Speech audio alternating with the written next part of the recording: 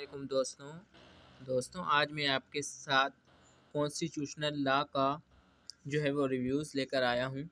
दोस्तों, जैसा कि आपको पता है कि CSS स्पेशल 2023 और CSS रेगुलर 2024 के जो है वो एग्ज़ामिनेशन जो है वो करीब हैं। CSS स्पेशल जो है वो उसका फर्स्ट अटेम्प्ट है मेरा, और आप दोस्तों से भी गुजारिश है कि मेरे लिए दुआ कीजिएगा। मेरा सफ़र तब शुरू होता है जब मैंने एमपीटी क्लियर किया था। सीएसएस जो उसका एमपीटी किया था, सीएसएस स्पेशल का जब मैंने एमपीटी क्लियर किया था, उसमें मेरे 74 मार्क्स आए थे और मुझे कोई तजर्बा नहीं था, कोई एक्सपीरियंस नहीं था। और इसमें कैसे अप्लाई करते हैं, इसमें क्या डॉक्यूमेंटेशन चाहिए, क्या इसके अंदर कौन सी जो है वो कैसे सिलेबस चूज़ करना चाहिए और सिलेबस कहाँ से मिलता है, तो वो सारी की सारी चीज़ें जो है वो सारा यूँ कर लें कि मेरे लिए बिल्कुल ही फ़र्स्ट एक्सपीरियंस था।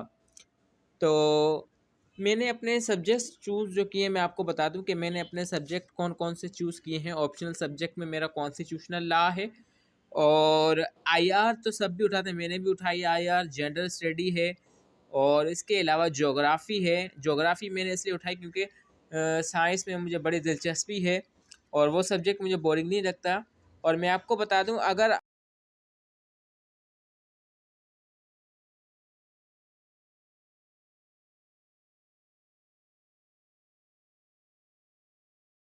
आप एक CSS एस्पायरेंट हैं और आप भी चाहते हैं कि आप सब्जेक्ट के ऊपर गिफ्ट्स बनाएं, तो आप सब्जेक्ट हमेशा वो चूज़ करें जो आपको ज़्यादा अच्छे लगते हो, जिसमें आपका इंटरेस्ट हो, जिसमें आप खुद को जीलियस समझते हैं कि ये मैं कर सकता हूँ। तो मैंने भी अपना जो है वो कुछ इस तरीके से जो है वो सब्जेक्ट चूज़ किए थे।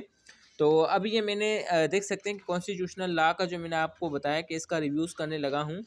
तो अल्हम्दुलिल्लाह मैंने जो है वो मेरा रूटीन ये होता है कि मैं जो है वो सिर्फ ऑप्शनल सब्जेक्ट को 2 या 3 घंटे देता हूँ।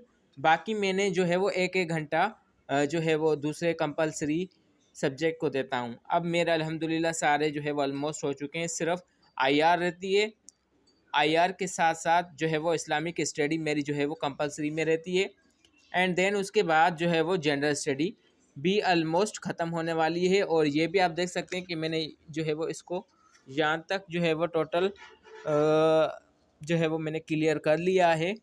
और ये principle of the constitutional law आगे शुरू हो जाता है।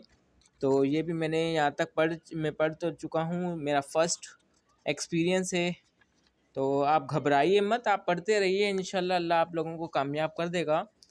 इसी तरीके से मैं मोटिवेट वीडियो इसलिए बनाता हूँ कि लोग 3-4 महीने के बाद जो है वो तैयारी करके वो जो है वो नाकाम होकर बैठ जाते हैं, मायूस हो जाते हैं। तो मायूसी करना कुफ्र है, और इस्लाम में भी जायज़ नहीं है। मायूसी बड़ा जो है वो गुनाह है। तो आपने मायूस नहीं होना, मेहनत करनी है, मेहनत का फल अल्लाह ताला आपको ज़रूर दे देगा।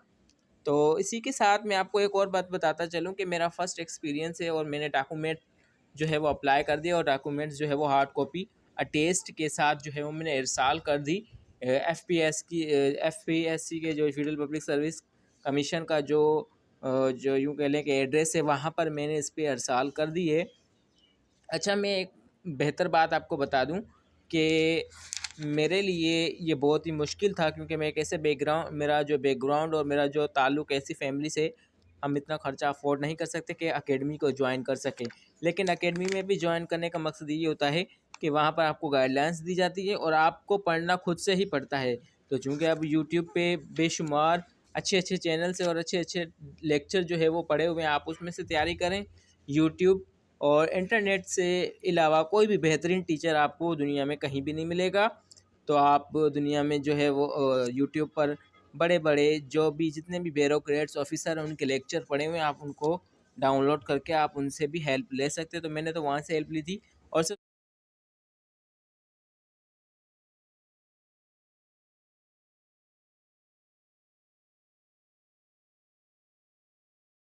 सबसे बड़ी बात, मेरे पास बुक्स तो बिल्कुल ही नहीं थी। तो बुक्स मैंने अरेंज जो है वो हमारे तालका के अंदर एक छोटी सी लाइब्रेरी थी, वहाँ पर जो है वो बुक पड़ी हुई थी। तो मैं बुक्स वहाँ से लेकर आ गया, उसमें से तैयारी कर रहा हूँ। और यूँ कह लें कि इंसान जब ऐसी फैमिली से ताल्लुक़ रखता है कि जहाँ पर फाइनेंशियली इंसान को बड़ी प्रॉब्लम होती है, तो वो जो है वो उसके साथ बिल्कुल ही तैयारी नहीं कर सकता। तो दोस्तों इसके अलावा मैं आपको बता दूं कि मैं अपनी तैयारी जो है वो इस तरीके से करता हूं कि सुबह तो जो है वो सुबह मुझे 6 बजे उठना पड़ता है, और जो है वो उठने के बाद में जो जनरल साइंस एबिलिटी का एक एक चैप्टर जो है वो डेली मुझे जो है वो पढ़ना पड़ता है। और उसके बाद मैं सुबह स्कूल चला जाता हूँ। स्कूल से मैं प्राइवेट स्कूल में टीचर हूँ, और वहाँ से मैं स्कूल जब आता हूँ, आने के बाद 2 बज जाते हैं।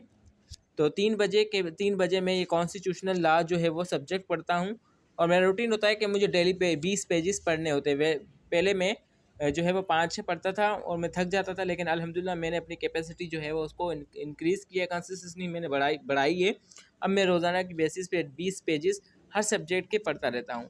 अच्छा, कॉन्स्टिट्यूशनल के बाद फिर मेरा जो रूटीन होता है फिर जो है वो 3 से लेके 5:30 बजे तक तो मैं कॉन्स्टिट्यूशनल पढ़ता हूँ। उसके बाद थोड़ा वक़्त नमाज़ पढ़ने के बाद जो है वो मैं इंग्लिश को देता हूँ। इंग्लिश को तकरीबन 1.5 घंटा देता हूँ, जिसमें मेरा रूटीन ये होता है कि कभी वोकैबुलरी को देख लिया, तो कभी ग्रुपिंग वर्ड को देख लिया, तो कभी सेंटेंस स्ट्रक्चर्स की प्रैक्टिस कर ली, कभी जो है वो टेंस की प्रैक्टिस कर ली। इसी तरीके से थोड़ा उसमें से पढ़ लिए, थोड़ा उसमें से पढ़ लिए, क्योंकि ये मुश्किल होता है।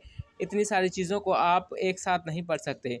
अच्छा, उसके बाद फिर क्या होता है कि मगरिब के बाद जो है वो रात मगरिब के बाद हमारे यहाँ लाइट का बड़ा प्रॉब्लम होता है। लाइट आती है मगरिब के बाद पौने 8 बजे लेट चली जाती है, और पौने 10 बजे लाइट आती है। तो उसके बाद फिर मैंने 1 घंटा जो है वो जनरल स्टडी को देता हूँ। ऑलमोस्ट बाकी मेरे सारे सब्जेक्ट जो है वो हो चुके हैं, और बस ये कुछ सब्जेक्ट है। तो ये मेरा रूटीन है, क्योंकि पहले जो जून जुलाई की छुट्टियाँ थी, तो उसमें मैंने काफ़ी जो सब्जेक्ट जो थे वो उनकी रीडिंग कर ली थी, उनको करना था। बस अगर अब मुझे टाइम मिला तो मैं इसका भी रिवीजन